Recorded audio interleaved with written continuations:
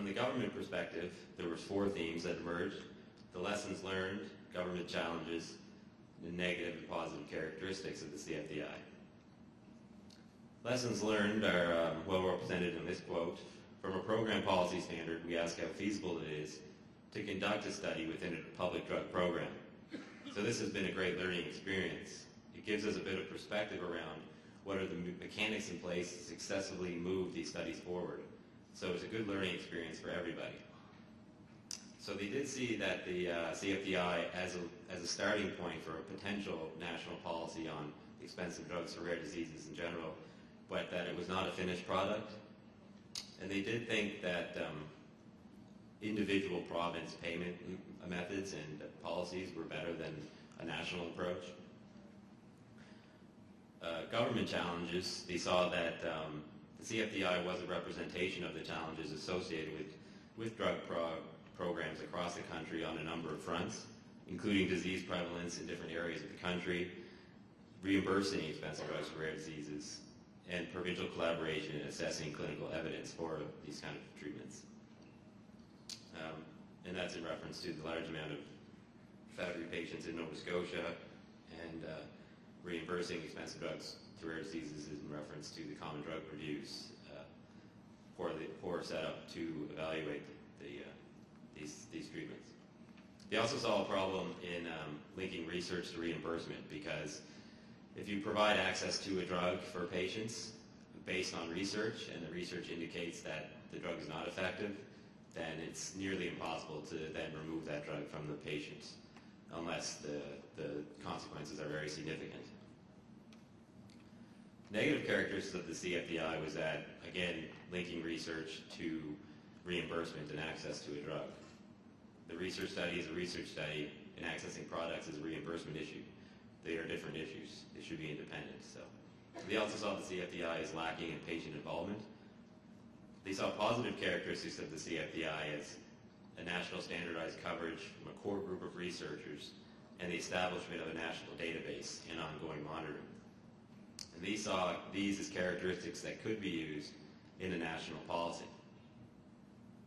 From a pharmaceutical representative point of view, there were CFDI challenges, lessons learned, the CFDI as a model for access, and positive and negative characteristics of the CFDI.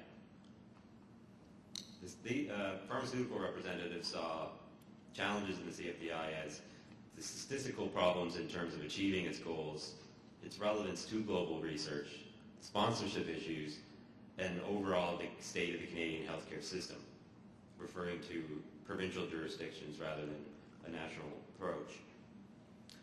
And this quote here represents the pharmaceutical perspective, representative perspective. One of the fundamental questions is whether or not the Canadian database is going to add anything additional to what is being monitored, looked at internationally with a much greater number of patients.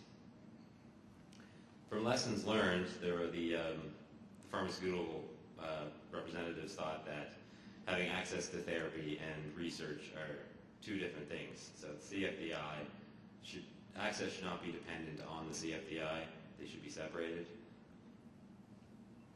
And as far as a model for accessing expensive drugs for rare diseases in Canada, the pharmaceutical companies really believe that it was not a good model.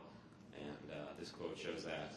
No, it's not a good model, principally because it is fixing a problem, but there is a better way to fix this problem. And that is just to have a national rare disease policy right up front and make some commitments about achieving global standards in the treatment of people with rare diseases and follow that policy. Don't make up clinical trials that are really meant to solve a reimbursement issue. If you need to do research, do research. If you need to reimburse, reimburse. But don't use research to solve the reimbursement question. Positive characteristics from the pharmaceutical perspective was that there was a national database, there was monitoring of patients, and there was access to the 2 treatments on a national platform. Negative characteristics were that, again, recurrent theme is that a clinical research trial as a foundation to access, and the CFDI's inability to treat all patients with Fabry disease. They thought it was the wrong design, the wrong setup to get someone to be sponsored for the study. Now, between group themes, I ignored what group each individual was from and reanalyzed the data as one big group to to see what kind of themes emerged from the data when all the transcripts were put together and all the groups were one group. And these 4 themes emerged: the importance of the CFDI in stasis, the reimbursement problem solved with research, and alternative policies. The importance of the CFDI, and everyone saw it as an important initiative, was that it was a national access to treatment based on standardized criteria, administered by a core group of specialized physicians who conduct ongoing monitoring and establish a national database. The CFDI in stasis refers to the fact that there have been a failure to recommend or to implement the annual recommendations proposed over the 3 years of the study. So no guideline changes, no protocol changes, and also the heavy workload placed on the investigators.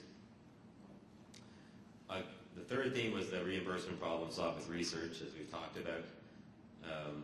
A lot of the individuals did believe that research and reimbursement should not be linked, and consenting to a research trial access should not be dependent on consenting to participate in a research trial. Alternative policies that were recommended were to adopt more European Union principles, to propose a registry study rather than a clinical research study, and alternatively would be to revise the Common Drug Review to better accommodate these types of drugs, the expensive drugs for rare diseases. So my preliminary conclusions from all this analysis was that the CFDI was a temporary solution to the problem at the time, but it's not a final answer to the situation in Canada in reference to access to expensive drugs for rare diseases, and that no group was completely satisfied with the CFDI. And if continued, the CFDI should be redesigned to implement some of these recommendations that would better accommodate and satisfy each group. And thank you very much.